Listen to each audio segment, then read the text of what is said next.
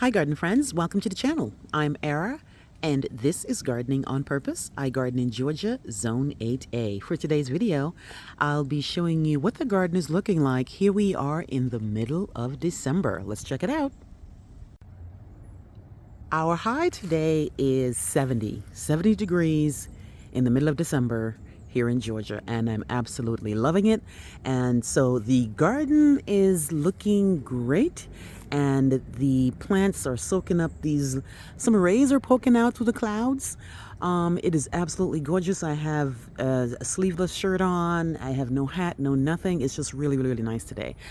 So what I want to show you is some of the evergreens are really showing off. So for example, this guy here is the Nightlight Camuciferous. This one here is a conifer by the Southern Living Plant Collection, and it is a beauty. Looks really, really nice. Stays like this all year. But in the summertime, we get it's a little bit more brighter. And obviously it's the winter time, it still looks good, but in the summertime, it looks even better. In the next bed here, I cut back my roses. These are all my Walmart roses that I have cut back to 12 or 9 inches, and they are looking great. They gave me a lot of blooms this year, and I'm really, really happy about them. Next up, we have this bed here with a lot of different types of evergreens. So for example, on the fence line, I have some recurve privet. These guys here are supposed to be fast growing, and they have not been growing as fast as I would like them to. So I moved some of them and put even more pine bark soil conditioner, and this next season I'm really going to push these plants because they're supposed to be taller than this. They've been in the yard for 2 years now, and they should be growing 2 feet a season, and I'm not seeing that, so it could be a soil issue. And also the Olive Martini Elaeagnus. This one here is from the Southern Living Plant Collection. It's an evergreen. It looks great. It has these really nice silvery new growth right here. But with the 20 degrees the other day, they kind of got knocked back. But they do come out silvery. And then as they mature, they come to that yellow and that green. The rest of the things in the bed here are crepe myrtles. So I have the Delta Eclipse crepe myrtles that are pretty much gone to sleep. These are just the remnants of it. I have Delta Moonlight, Delta Fuchsia, Delta Fusion, and then even some roses are still having foliage. So these ones here again are Walmart roses, and I had cut those back before I did those, and even with that, because of the great temperatures, they quickly put on some foliage. Some other evergreens here are a baby gem that I'm likely going to pull out. It's just slowly dying. And then I have an Indian hawthorn here. This is Snow White Indian hawthorn, and another Elaeagnus. And then further down, I passed these 2 azaleas. These are the Encore Azalea series, and this is the Autumn Lily. This one here again is Encore, and the Autumn Lily is the one where you have the white and then you have a streak of pink. And then this one here is Autumn Moonlight, and this one here is white with a very, very faint yellow throat. And they all bloom spring, summer, and fall. I noticed that the spring and the fall are more, there's more blooms than in the summer, because in the summer it's really, really hot here, and they struggle to keep up. Even though they can take the sun, they can definitely take the sun more than the regular azaleas, but they still need a little bit of help when Georgia's sun beats down on them in July and August. Here's a center bed. Again, this one here is another conifer. This is Dragon Prince Cryptomeria. You might have seen a clearance video with it, and it's looking great. This one is Tom Thumb. It's giving me a little bit browning here. Not sure what the story is, but I'm hoping that it's not a big deal. I know sometimes they do brown in the winter. And the thing about the conifers is that you really don't see the problem coming. You think you're all good. You think you're watering it on time. You think you're not overwatering or you're underwatering. And then the plant doesn't show you any sign of stress. And then bam, here comes all that browning, and then the plant is, is suffering, and you don't know what the problem is. That's the only downside that I've noticed with the conifers. A couple of perennials here that I've cut back, daisies, salvias, bee balms, gora, all that stuff. They're all making their way back to sleep. And as you can see, the leaves have fallen, and I have taken advantage of the free leaves. You guys know that I have a lot of oak trees in the yard. I have all kinds of trees in the yard that they all are deciduous trees, so I get a lot of leaves. If the leaves fall in the bed, I leave them alone. But if they fall on the grass, I make a point to clean them up as the days go by. You might have noticed right here some bare ground. That's because I extended this bed because I had some coneflowers that were on the side yard. And I think these are called sun seekers I got from Home Depot. One day Home Depot had a sale, and I was so surprised. They had these in the 2.5 quart for $6, and I bought a bunch of them. But they were in the side yard, and they just never performed really great. And I just kept forgetting to move them because the side yard doesn't get full blazing sun, and you know that coneflowers like sun. So what I did was I expanded this like probably a foot and a half, and then I just kind of inserted all the coneflowers that were on the side yard. Now this is pretty recent, so nothing's gonna happen. I just need to make sure that I get it mulched up, and it should not stay wet, and they should do good next season. So look out for this bed here, that next year you should see coneflowers in the front. In this bed right here, this is the second bed in the back, and this one here is just full of, again, conifers in the back. So you see all those junipers that I had bought. Remember, I had made a conscious effort to go buy more junipers or more arborvitaes, more conifers, more evergreens, period, because the garden wasn't looking the way I wanted to look when it got into the winter. And I'm liking what I'm seeing now because I made an effort to do that. Again, these are pretty new. All those junipers are not in the ground more than 2 months. So they're going into the winter, but junipers are tough. So long as you don't keep them wet, they can take Georgia's blazing sun. What else is going on here? Some yarrows. This yarrow here, there's 3 different yarrows here, and they don't really go completely to sleep. The only how they're going to go to completely to sleep and get brownie is if for whatever reason we go down to 5 or 7 or 10 degrees, which is kind of rare. And even if we do go down to those temperatures, it won't stay there long enough to damage the plant. Same thing with one of my favorite plants, one of my favorite perennials is the cat's meow nepeta. And this guy here, again, a pollinator magnet, smells nice when you brush against it. Really happy about that. And then the rest of the bed really is just perennials that have gone to sleep, so a bunch of leaves are on the ground. And I can say that the junipers are looking great, the arborvitaes are looking great, the forever goldie's looking wonderful. Here are some lavenders. Guys, I am surprised that these lavenders have been holding on. You know, if you've been following me for a while, you know lavenders don't like me. This is my 3rd go around with lavenders, and they always seem to die on me. And I'm thinking, okay, they're in a bad spot. But I think I find a good spot for them because this is kind of on a slope. And of course, I plant all my plants up an inch or an inch and a half above the grade. So I'm hoping that that's the answer.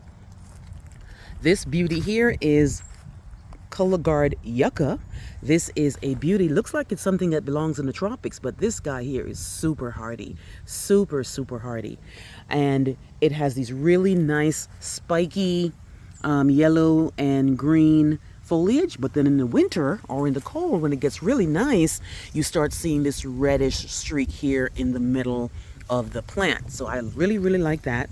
And if you've been following me for a while and you know about this plant, is that I bought this thing online from actually a vendor in my area. Well, it's in Georgia, and I bought 5 of them, and for whatever reason, this one is the only one that took off. The others are just like chilling. Maybe they'll take off next year. Not sure why. Or if there was a bad quality of the plants, I really don't know. But I really like the color guard yucca. It's really nice. Here is the butterfly bush. This one is Pugster Periwinkle by Proven Winners. This guy here does not completely lose all its leaves unless we go down really low. This will keep its leaves if we stay above 20. And this is another butterfly magnet, obviously. Not just butterflies, but all kinds of pollinators. And back here, again, is one of my favorite plants. Love, love, love, love, love me some dwarf Buford holly because of these nice red berries. That's one reason. Two, we have these really nice glossy leaves. And three, it's an evergreen. Again, something to look at in the garden in December. So I have three of these dwarf Buford hollies.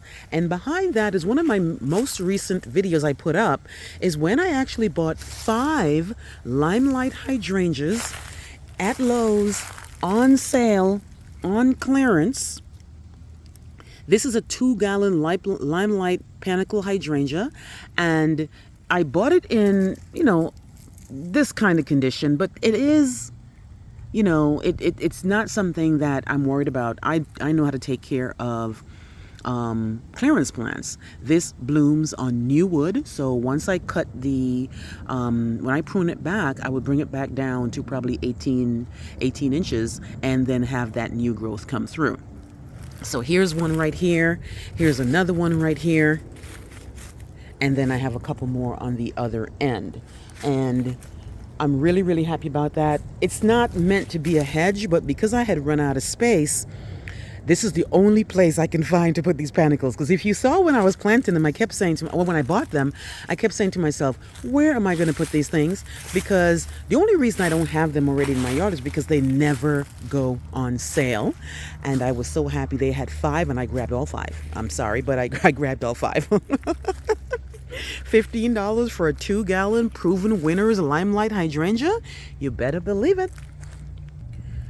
And then further down, here we have a really nice plant in the yard. This is orange rocket barberry. And this one will lose its leaves, but it's holding on because, again, the temperatures have been really, really great. Here I have my official hedge for the backyard. This is recurve privet. This one here is, again, I was talking about it on the fence line. I bought them for half off, as you can see, at Lowe's again. And these are supposed to be growing really fast. So I'm hoping that in the next 2 to 3 years, these things should be way taller than what they are right now. Coming over a little bit, I bought, again, some more roses. Roses should have already lost their leaves if we had real December temperatures. But this one here, I believe, is ruby red. Is it double knockout ruby red? Cherry red. And this one here, I believe, is coral. And they're doing great. Back here are more butterfly bush. This is royal red, another clearance plant. I've got this for a couple of years actually, and they do really, really well here. I mean, too well, because they just grow and grow and grow. And if you miss that opportunity to really prune them back, you might have a monster plant on your property. But if you're okay and you have the space for it, then let it grow, and you'll see the butterflies, you'll see the hummingbirds, you'll see the moths, you'll see everybody come and get them some butterfly bush. So all 3 here are royal red. And then here I have some nano purple and nano blue.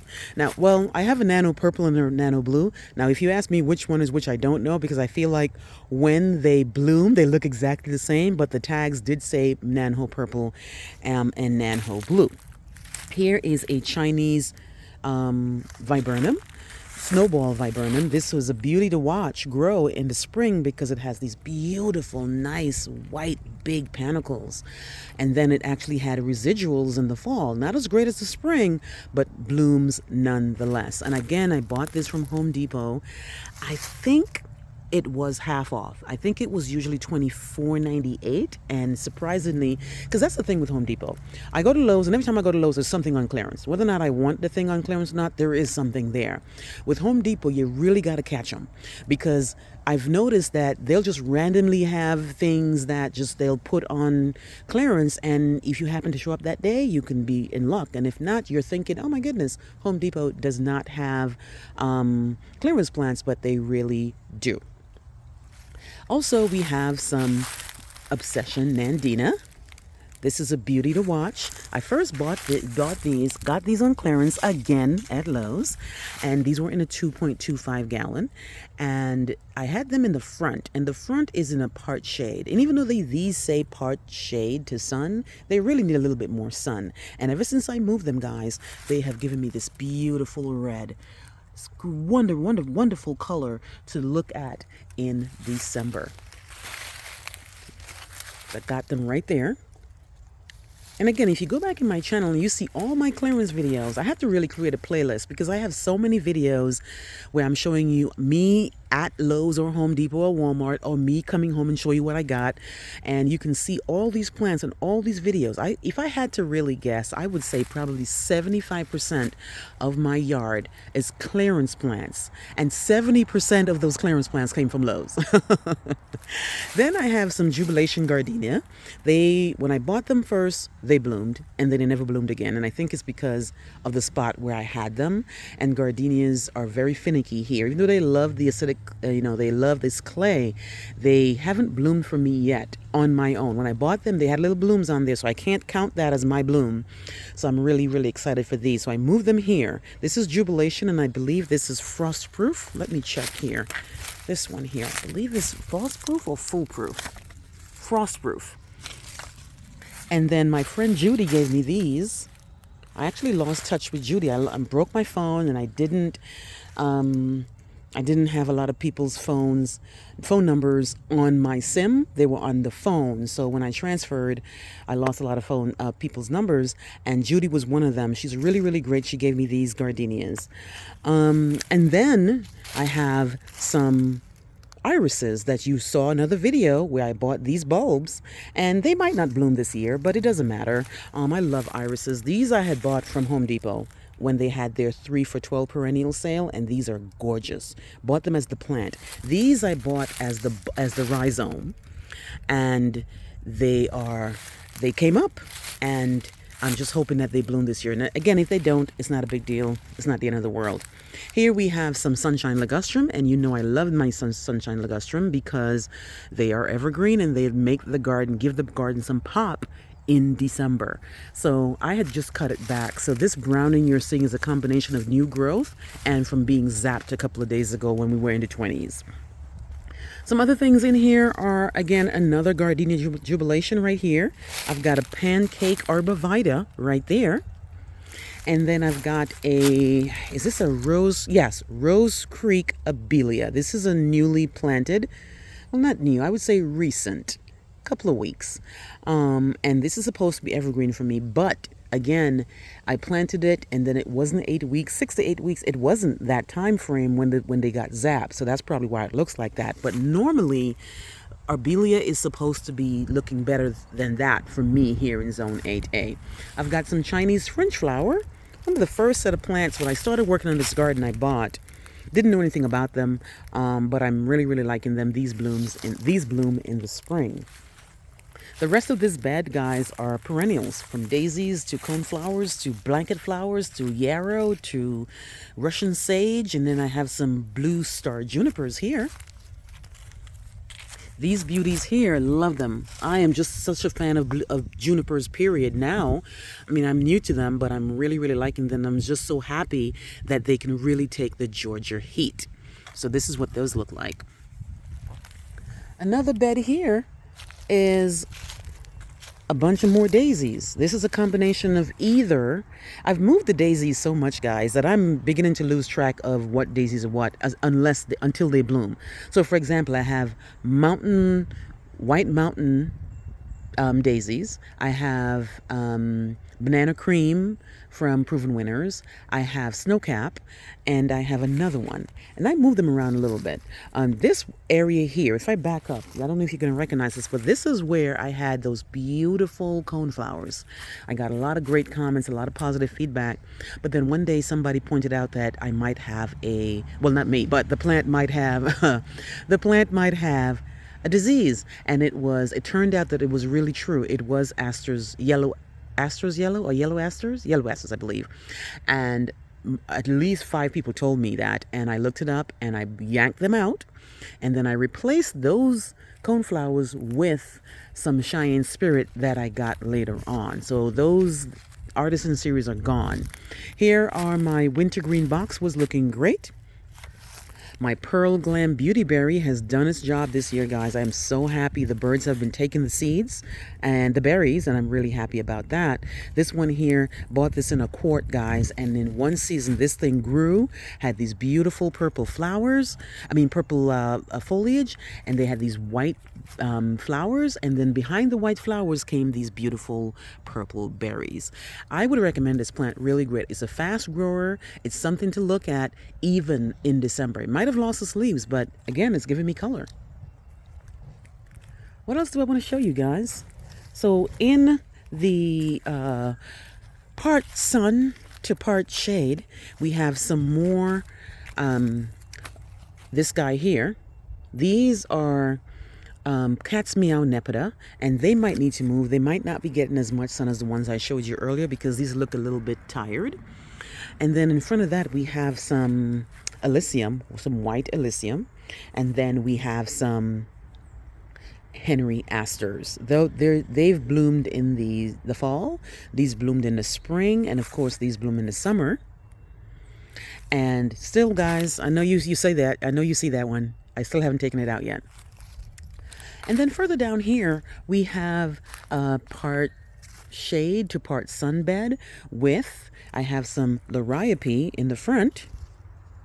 I've got some plum pudding heuchera. I've got some Lenten rose I got from my county extension garden sale in April this year.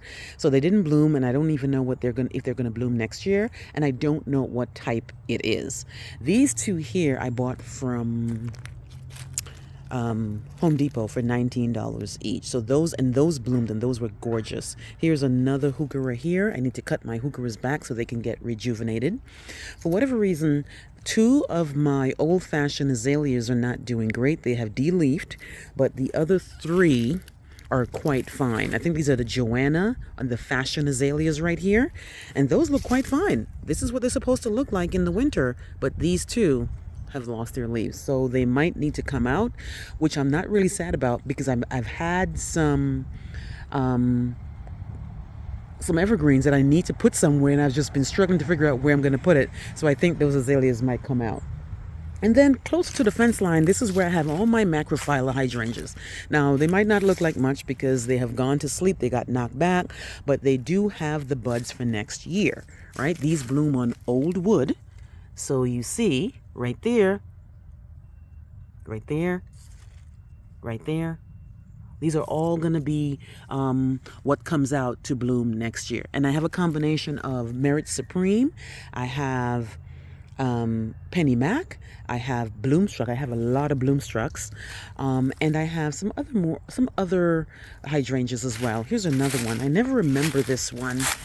This one was Heartthrob by the Southern Living Plant Collection. So these are all macrophylla, all old wood. And then I was so happy to get the Limelight because the Limelight is the first panicle hydrangea that I have in my yard. And down here, nothing to look at really, but what's here are all my hostas. You might have seen a video where I showed you I created a whole hosta garden. So this is all types of hostas. I'm really, really excited about when they come up this year. And then all these leaves, I purposely shove them down this area because this is where I kind of pile them up, and this is where I run the mower over them, and then I distribute all the chipped up leaves to the rest of the yard. So this is my yard, guys. Middle of December, 70 degrees, 70, and it is gorgeous. Really, really nice. Let's see what else. So I'm going to come up and I'm going to show you all the containers that I have. So, still got some plants here that need to be planted, but I'm going to leave them in those little pots for now. These are some of my newest things. I'm going to actually show you a video of this. This one is Autumn Majesty, and this is Azalea, Encore Azalea again, clearance plant. Same thing here, Autumn Lily, clearance plant. But you've seen these before. These are all the shade plants that I did after I created this little sitting area here. And I made a point of spray painting all the pots a little, what's that color? Bronzy, browny color. Don't know if these are going to actually stay here forever or if I'm going to make this an annual area, but I don't know. But what's in here are my Carex grass. This is Everest from the color series from Southern Living Plant Collection. And then we have Black Pearl Heuchera from Proven Winners. And then I have some, I think it's called Pinkaboo or Pinkaboo. This is Lungwort. And then I have some Dale's Strain Heuchera. And then of course I have these again, more clearance plants that need to go into ground. This is Soft Caress Mahonia. Still hasn't gone into ground yet, guys. But this is what I was thinking I was going to put where those two azaleas are not doing well. That's probably where I'm going to put them. And then I have my two Japanese maples here that have been de-leafed, so they're already budded up for the next year. They don't take the heat that well. That's one thing I've noticed with my Japanese. These I got from MrMaple.com, and they do well. They do great. But these are I've only had them for what, 3 years now, 2.5 years now. So they're not mature, but they do flower, not flower. They do de-leaf, and they do bring their leaves back, and they do look really, really nice when, it's just fall and everything, but it's at this point now where there are no leaves. And then on top of that, guys, what else do I have? I have one last thing to show you, and these are all my other containers. I made a decision to put some junipers in a container. Junipers are quite cold hardy, so they will, even if we freeze thaw, they are going to be quite fine. I had the Elaeagnus that way, and then I realized, no, they're not going to do well. Junipers will do quite fine. So I made a point of putting junipers in the pots, and then here I have a bunch of other perennials or shrubs, such as roses or asters or balloon flower, or even this guy here, which is an iris. And then I think I also have my two peonies are in here, or peonies are in here. I think that's a peony right here, and peony can go down to -40. I had these on these pavers on top of the rocks, and then I changed my mind because I'm thinking I don't need the pavers on top of the rocks, right? So I am going to make another little thing here to put some more containers, so that I want the house to be surrounded by containers. But again, that's another project for earlier in the year. So that is the yard, guys. Those are the containers. Let me back up so I can show you them a little bit better. Those are the containers across from my little patio area that I need to paint. I've been talking about it, but we've been getting rain and things have been moist, so I don't want the painter to come and paint and it's going to be an issue. I'm going to wait until we don't get rain for 10 days, and then I'll feel comfortable having the place painted. But otherwise, this is a view of my yard. Down here are where I have some mammoth evergreens, not mammoth evergreens, mammoth elephant ears. That's what's there. And then I have an area here that I'm going to leave to plant some clethra and some sweet spire. But otherwise, guys, this is the yard. I'm really happy. The evergreens are showing off. That's the whole point of this garden, was to have something to look at and to be able to still garden in the month of December. Let me know how your yard is doing. How has the temperature been treating you? What is your temperature today in the middle of December? Please like, please share, please subscribe, and remember to hit that notification bell so you can be alerted on all my new videos. I will see you on the next one. Bye-bye.